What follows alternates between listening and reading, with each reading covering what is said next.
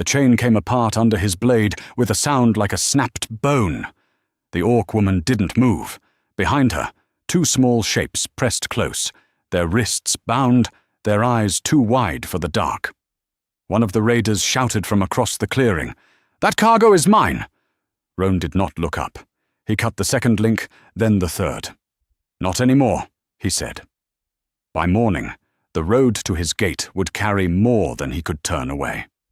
He had not meant to be on that road at all.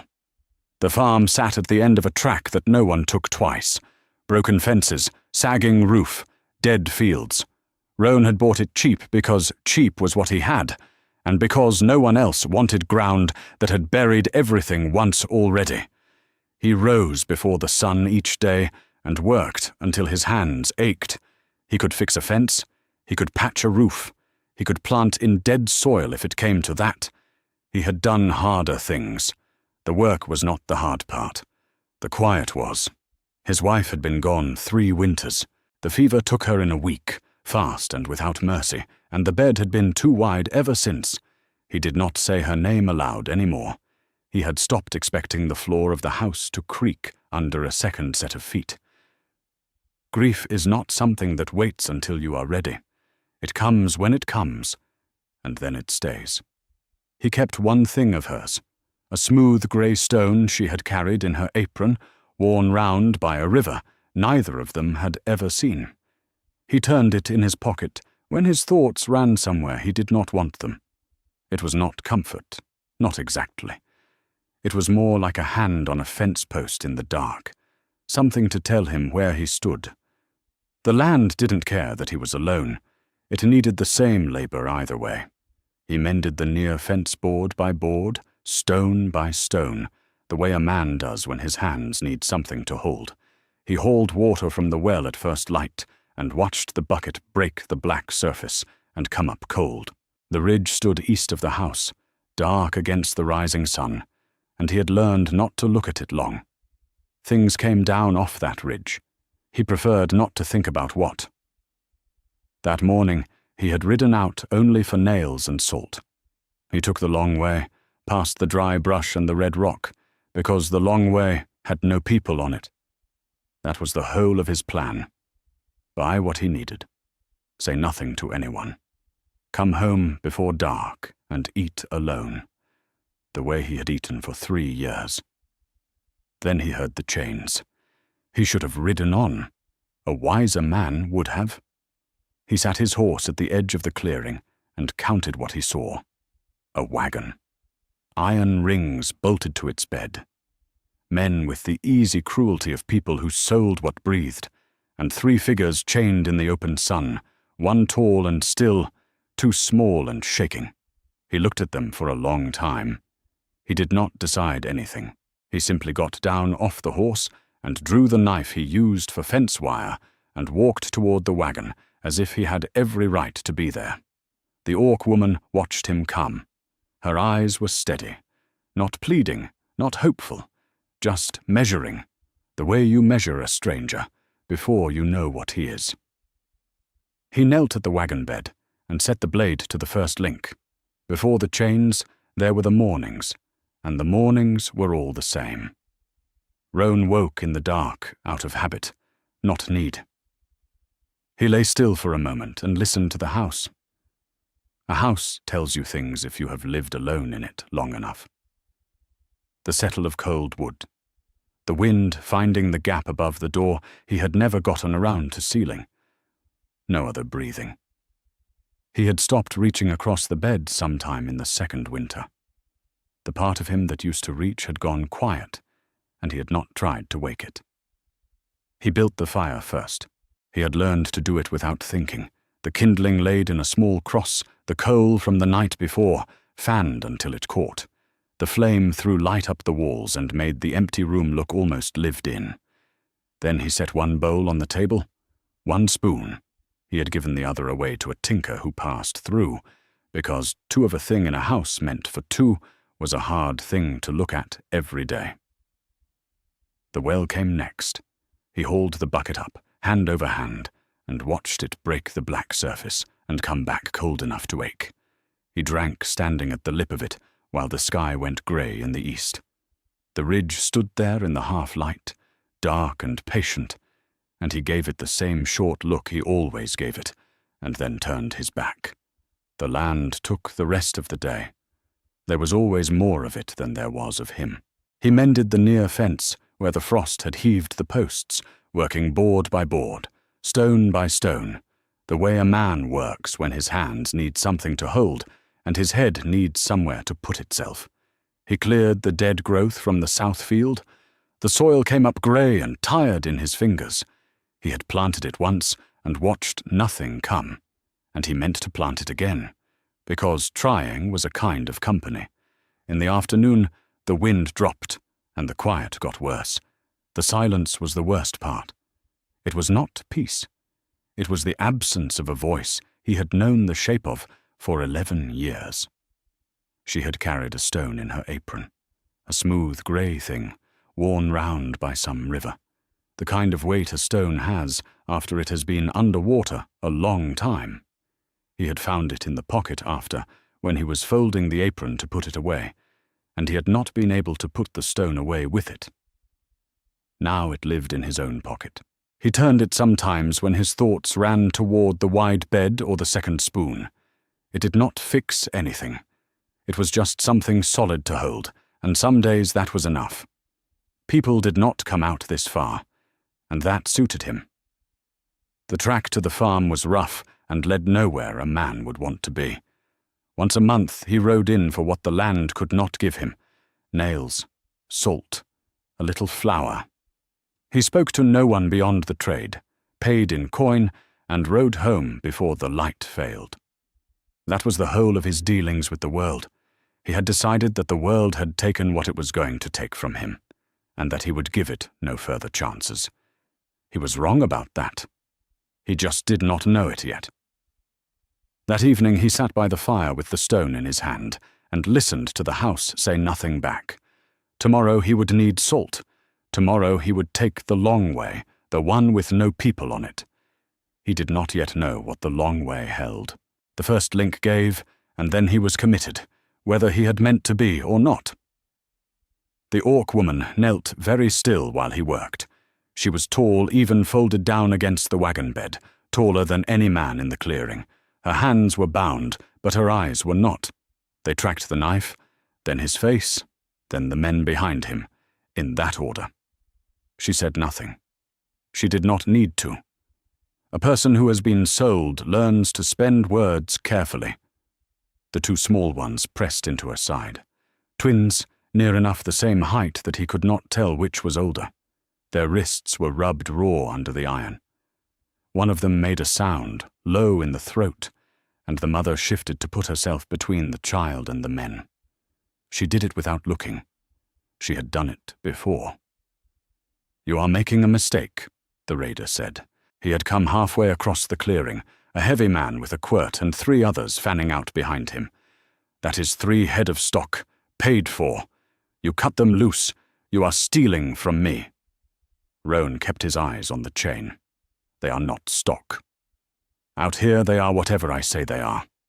He worked the blade into the second link and twisted. The iron was old and came apart easier than it should have. He moved to the third. He did not hurry. Hurrying was how a man got careless, and careless was how a man got dead. "Last warning," the raider said. Roan stood up then. He was not a big man, but he had buried a wife and 3 years of quiet, and there was very little left in him that a man with a quirt could frighten. He counted, silently, the way you count fence posts before you know if a line will hold. 4. One of him. A wagon between. "You can take this how you want," Roan said. His voice was low and level, not a threat, a fact.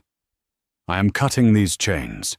You ride off and tell yourself you lost some cargo to a fool, or you come at me, and maybe you win, and maybe 1 or 2 of you do not ride home.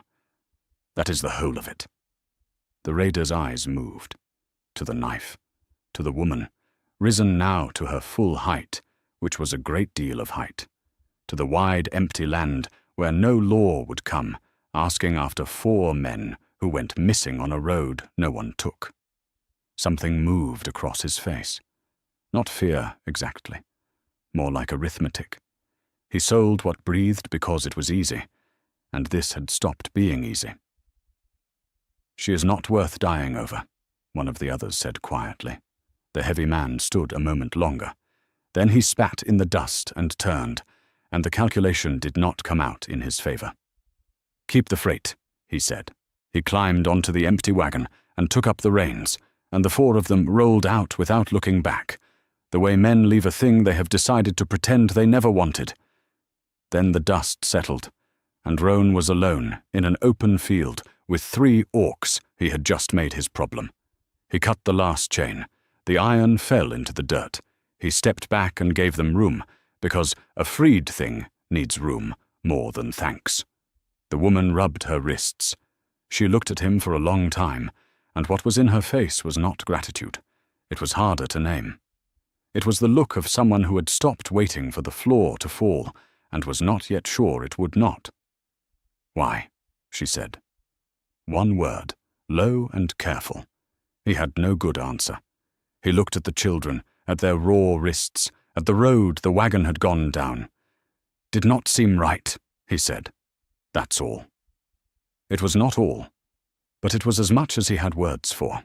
They followed him because they had nowhere else to go, and that was not the same as trust.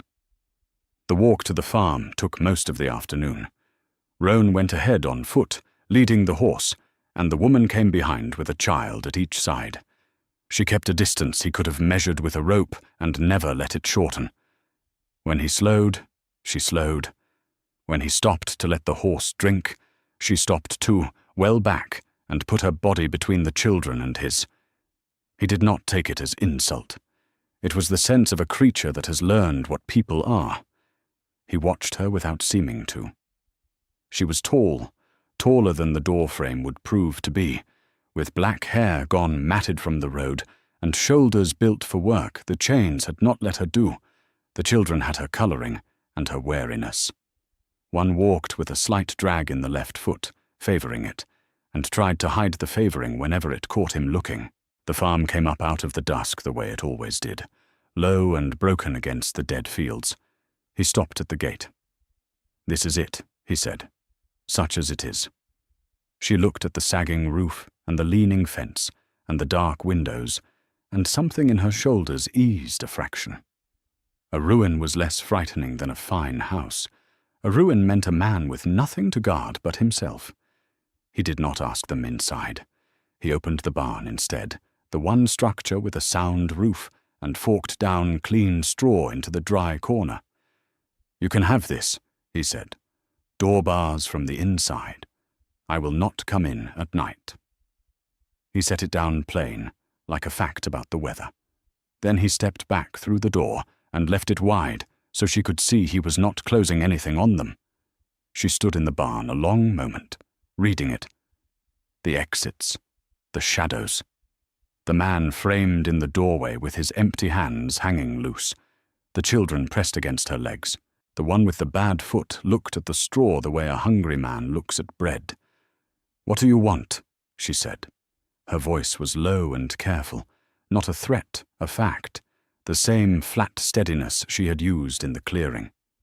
"Men do not feed what they do not mean to use." "I am not most men," Roan said, "and I am not feeding you yet. That is straw, not supper." He almost smiled and did not. "Supper is later if you want it. Outside, no one has to come in for it." She did not answer. She did not need to. She moved the children into the dry corner where the straw was, and set herself between them and the open door, and waited to see whether the night would prove him a liar. He went out and split wood he did not need, where she could see him, until the light was gone. It was not a thing he could have explained. It was only that a person braced for a blow watches the hands, and he wanted his hands to be doing something honest. When full dark came, he carried out a pot of beans and set it on the stump halfway between the barn and the house. 2 bowls, then a third, because the children were 2 and the woman was 1, and he had counted wrong, and he went back for the spoon he had given to the tinker and did not have, and brought a wooden ladle instead. He set it all down and walked back to his porch and sat, far off, and did not watch. After a while, the barn door opened. Not all the way, just enough. It was not trust, not yet. But it was the possibility of it.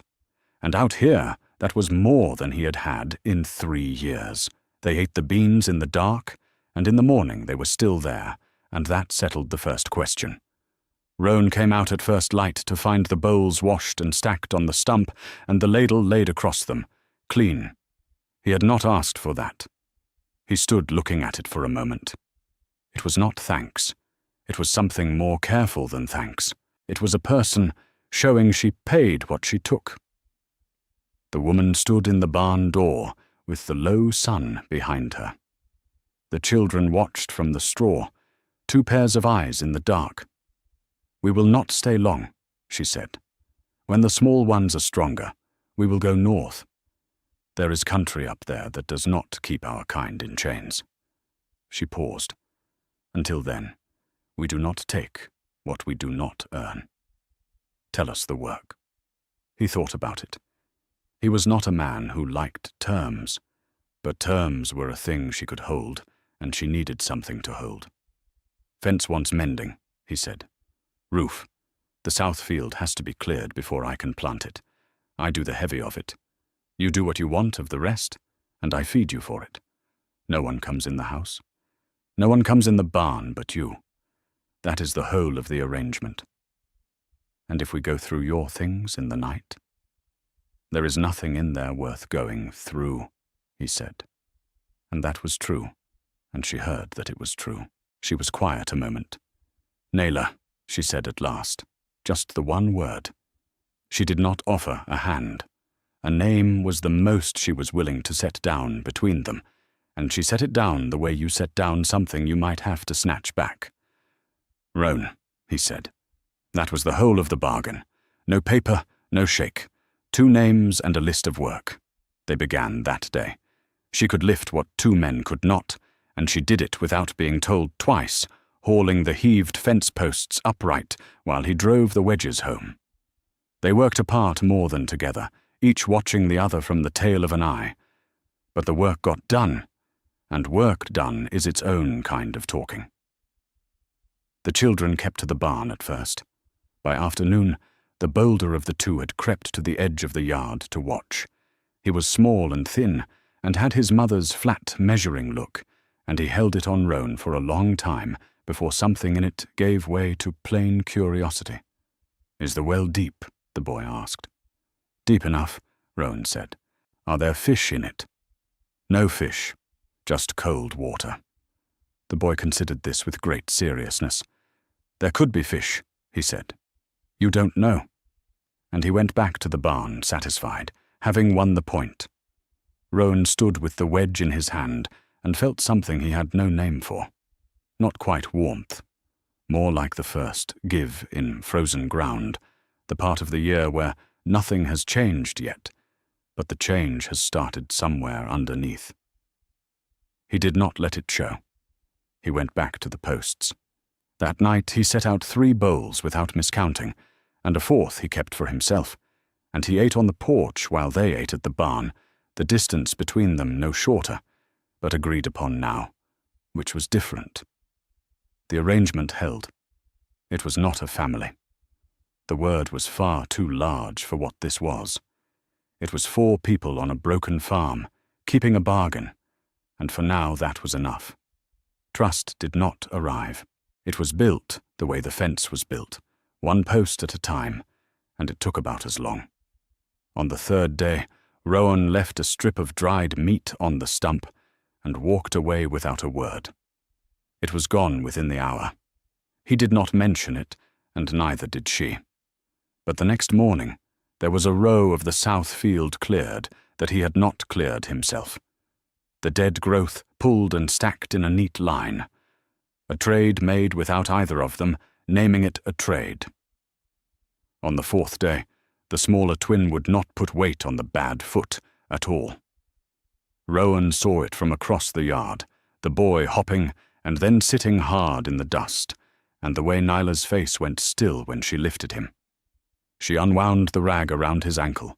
The skin underneath was hot and shining, swollen tight, an old wrong-set hurt gone bad from the road and the iron. She knew it was bad.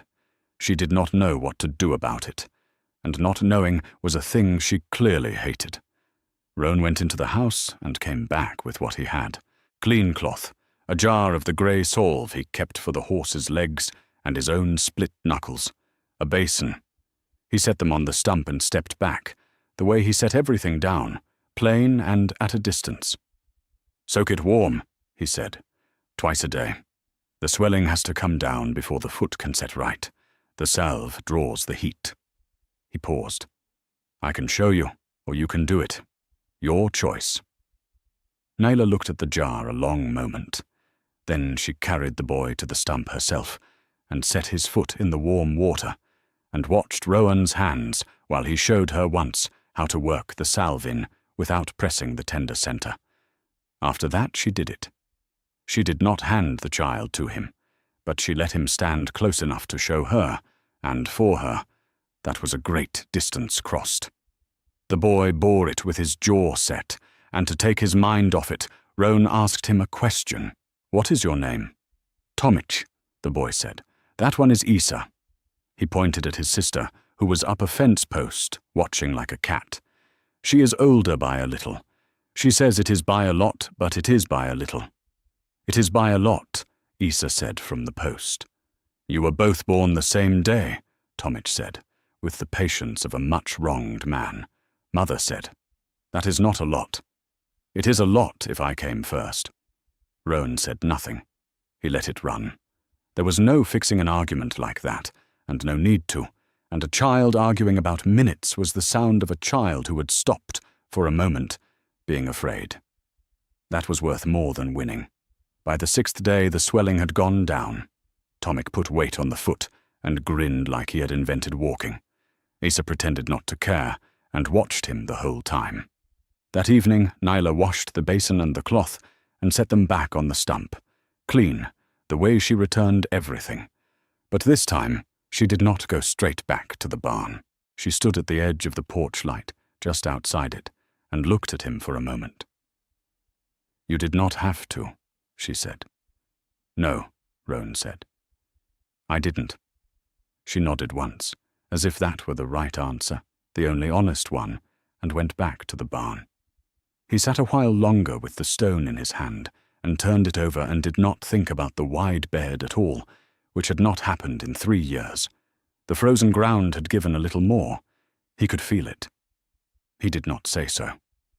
Some things you do not say out loud for fear of where they might go. The night it finally came out, the children were already asleep in the barn, and the fire had burned down to the slow red part where men say things they would not say in daylight. Nyla came to the porch on her own. She had not done that before. She sat on the bottom step, well apart, and looked at the coals instead of at him. That was how he knew she meant to talk. A person looks at the fire when the words are hard to look at. "The small one's father is dead," she said. No lead-up. The way you state weather. "He went under the same raid that took us. He told me to run, and he stood in the gap so we could. I got 50 paces. Then the chains." She was quiet a moment. "I have spent every day since deciding whether that was brave or only foolish. I have not decided." Rowan turned the stone over in his pocket. He did not take it out. "Not yet. My wife is 3 winters dead," he said. It was the first time he had said it to a living soul. "Fever. A week, start to end. No raid, no gap to stand in. Just a thing in the blood I could not reach." He looked at the fire. "I have spent every day since deciding whether staying out here alone was grief or only hiding. I have not decided either." Nyla looked at him then. Something passed between them that was not pity on neither side. Pity needs one person above the other. This was level. Two people who had each lost the center of a life, comparing the shape of the whole. You kept something of hers, Nyla said. It was not a question. She had watched his hand go to his pocket too many times. He took the stone out. He had never shown it to anyone. It sat grey and smooth in his palm in the firelight, worn round by a river neither of them would ever see. She carried it, he said. I do not know why. I never asked, and now I cannot. He turned it once. Stupid thing to keep. No, Nyla said. It is the opposite of stupid. It is the only thing you let yourself feel it through. She reached out, slowly, and touched the stone with 2 fingers. Lightly, the way she handled fragile things. She did not take it.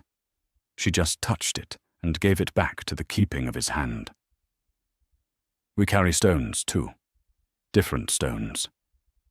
The same reason. He closed his fingers around it. For the first time, it did not feel like a wound he was pressing.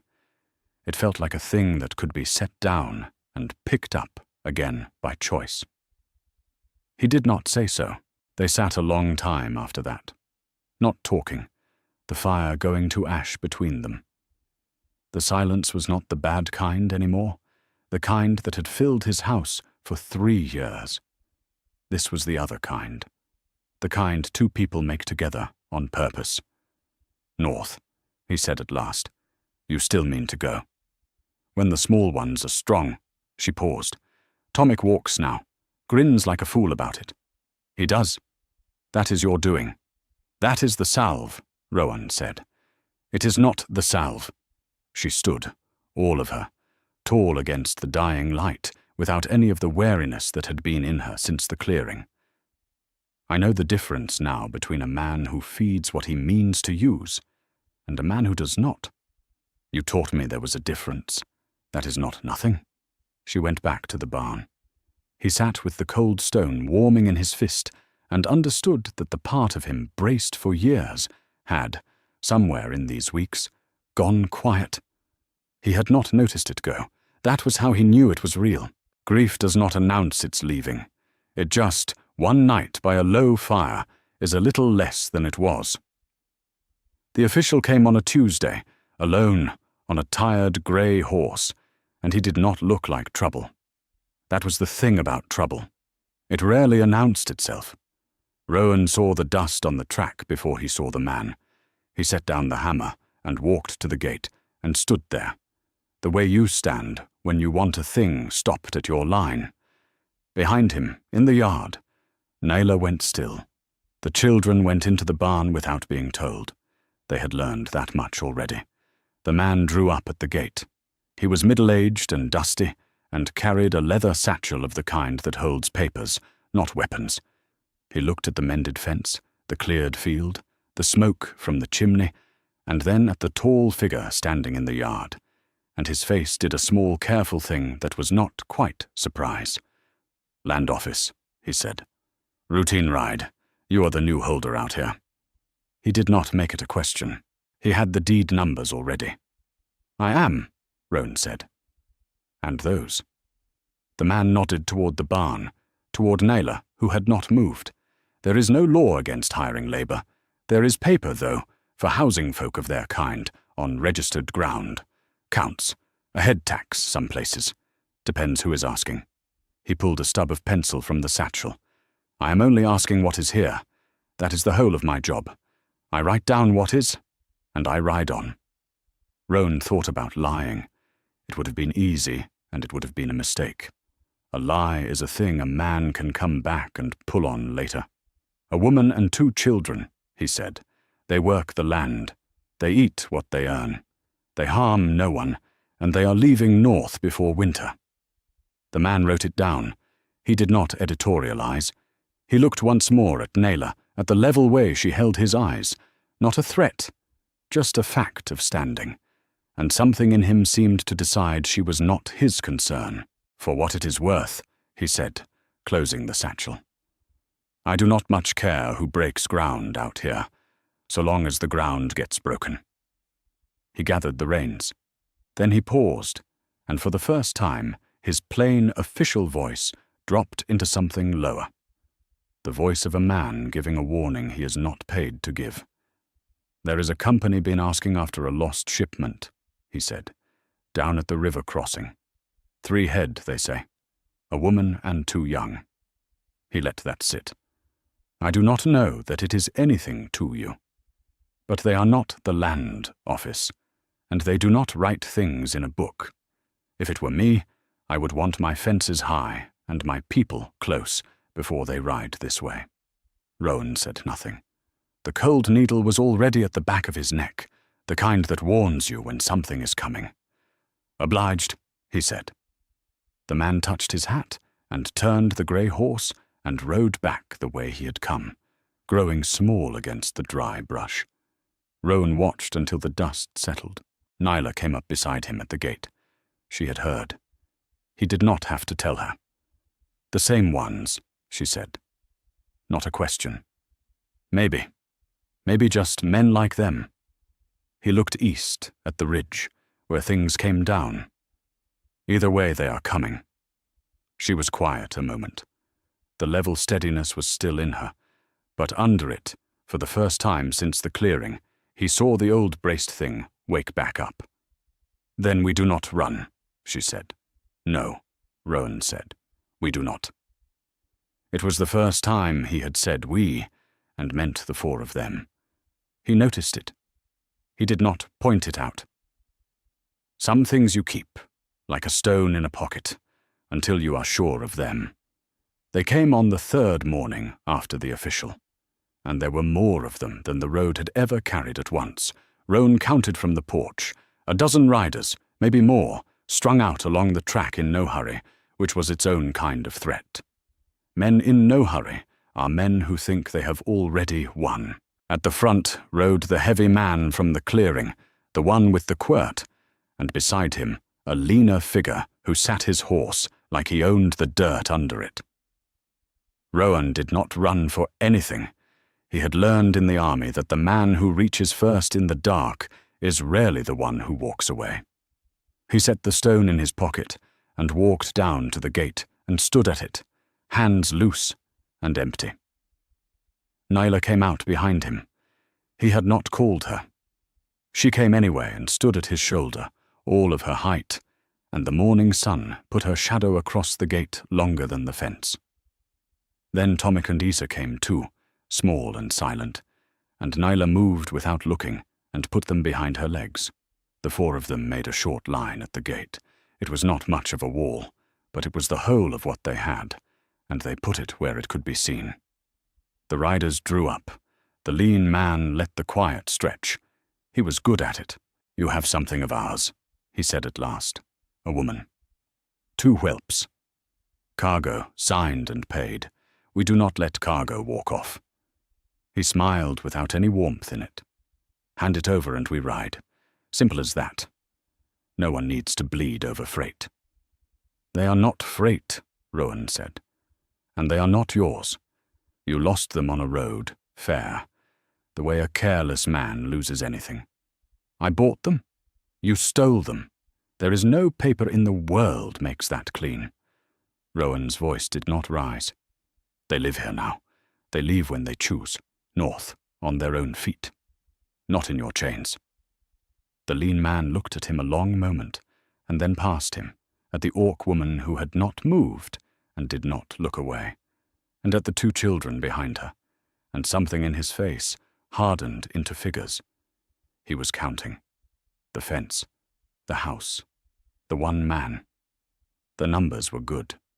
The numbers were very good, and that was what made the smile come back. 12 of us," he said softly. "1 of you, and a breeder." Not 1 horse moved. Not 1 rider shifted in the saddle. Nyla did not flinch at the word. She had been called worse and survived all of it, and she stood there and let it fall off her like rain off stone. "You can count," Rowan said, "so count this too. Whatever you do here, some of you do not ride home. Maybe most of you. A thing like that gets told at every crossing from here to the sea. The men who lost half a company to 1 farmer over freight, they could not even keep. He paused. How is that for a paper? How does that read? The lean man's smile thinned. The arithmetic had gotten complicated, and he was a man who liked it simple. We will see how brave you talk tomorrow, he said. He turned his horse. We will be back. Daylight.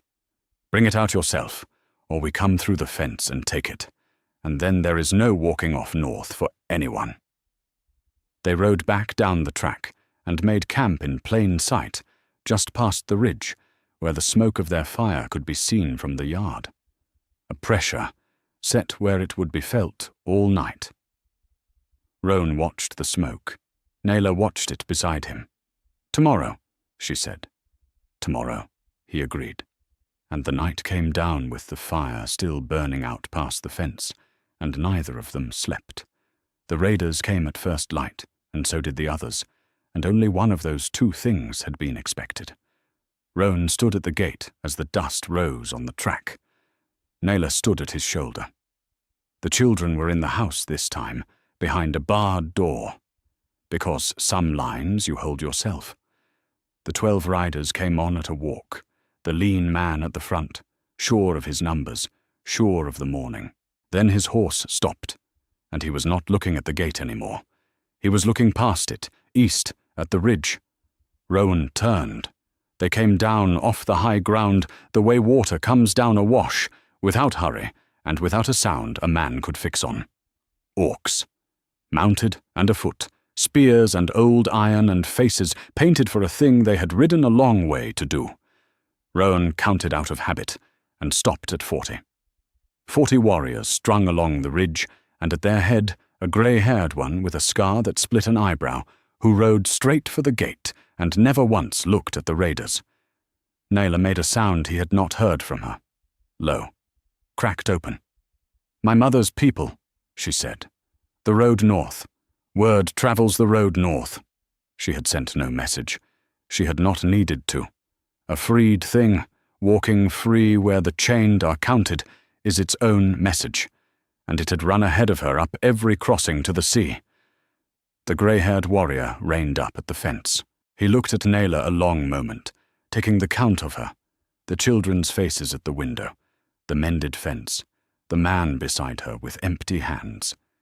Then he looked at Roan, and what he did next he did slowly, so that all 40 behind him, and all 12 before him, would see it plain. He got down off his horse, and he knelt, one knee in the dust at Roan's gate, and behind him, in a long, ragged wave down the ridge, the others knelt too, 40 of them, spears grounded, heads bowed at the gate of a broken farm. It was not worship. It was not debt. Not quite. It was the oldest thing their kind had, the thing owed to one who cuts the chain when he had no blood reason to lift the knife. They had come to pay it, and they were paying it in the only coin that could not be stolen. The lean man on his horse went very still. He had brought 12 to take 3.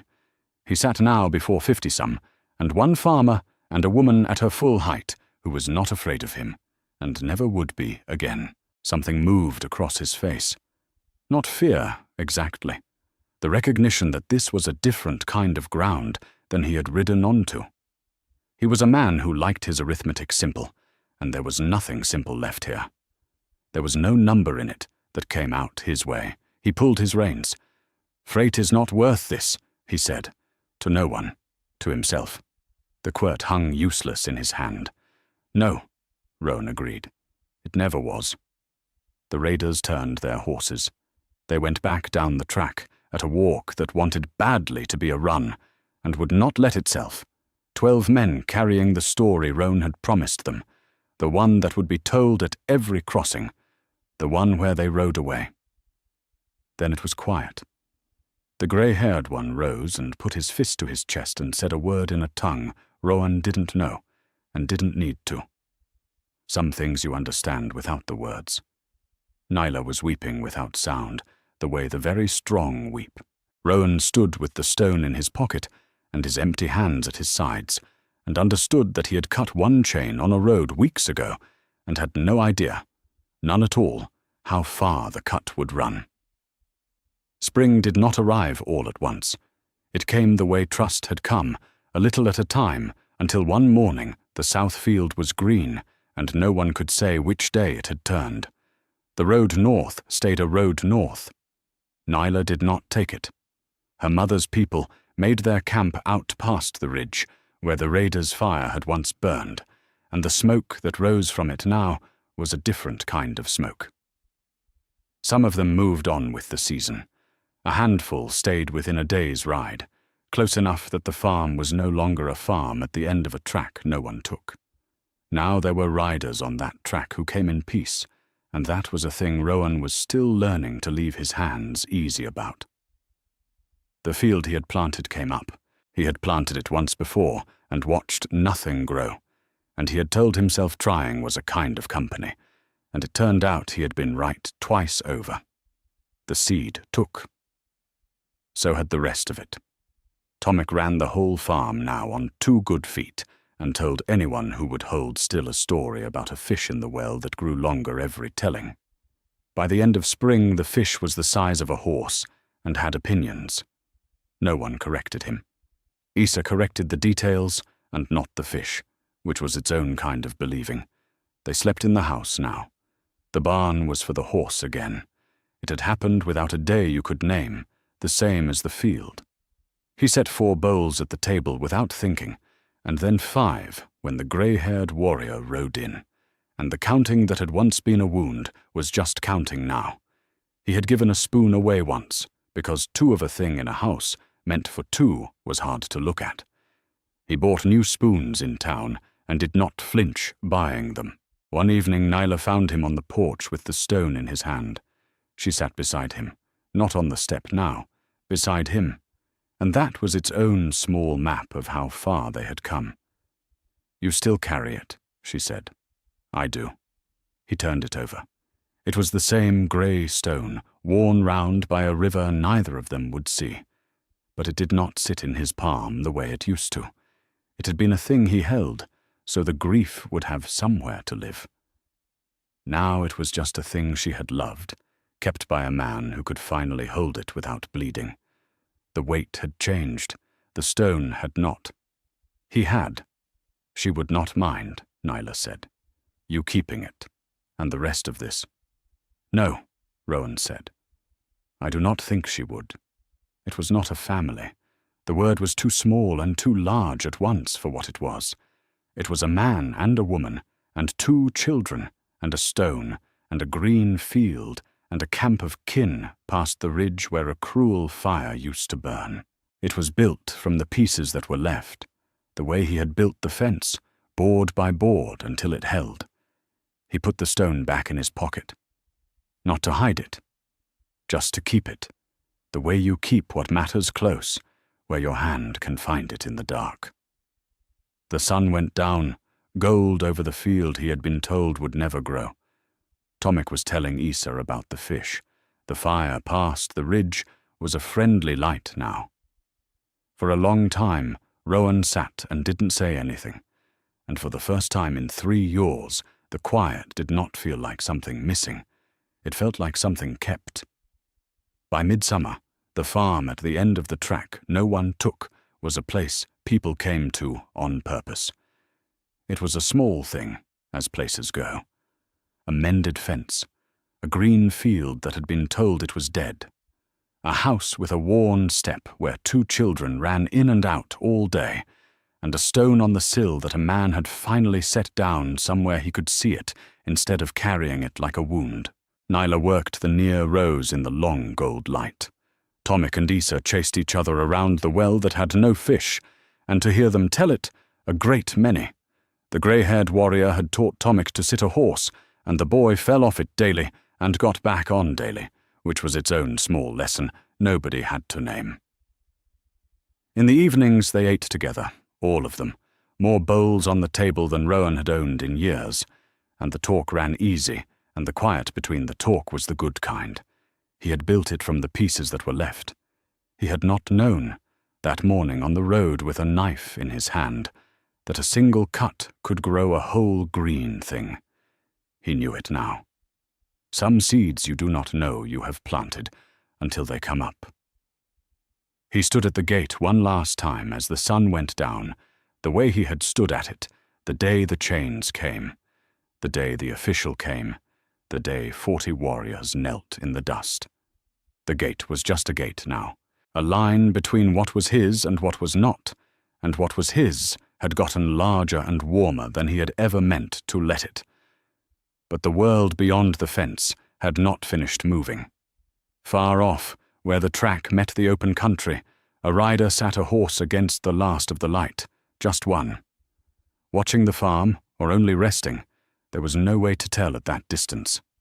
Nyla came to stand beside him and followed his eyes to the small, dark shape on the rim of the world. "Friend or trouble?" she said. "Cannot tell yet," Rowan said. He did not reach for anything. He had learned that the man who waits, who lets the dark show him what it holds before he moves, is rarely the one who falls. "We will know when it comes closer." The rider did not come closer. Not that night. It turned its horse and went down the far side of the rise and was gone, and whether it carried another chain to cut or another kind of trouble entirely, the farm did not yet know. Behind them the children were laughing in the yard. The fire past the ridge was a friendly light now, low and steady against the dark. The stone sat on the sill where the last of the sun still touched it, grey and smooth and finally still. Some things were finished. Some had only started. That was the shape of a life out here. You cut what chains you could reach, and you held what you built, and you watched the road, and you were not alone while you watched it. That was enough. For now, that was more than enough. Did you enjoy the story? Subscribe to the channel to watch more stories like this one. Leave a like, it helps the channel a lot. And drop a comment down below. I always read them and use your feedback to make our content better. Thanks so much.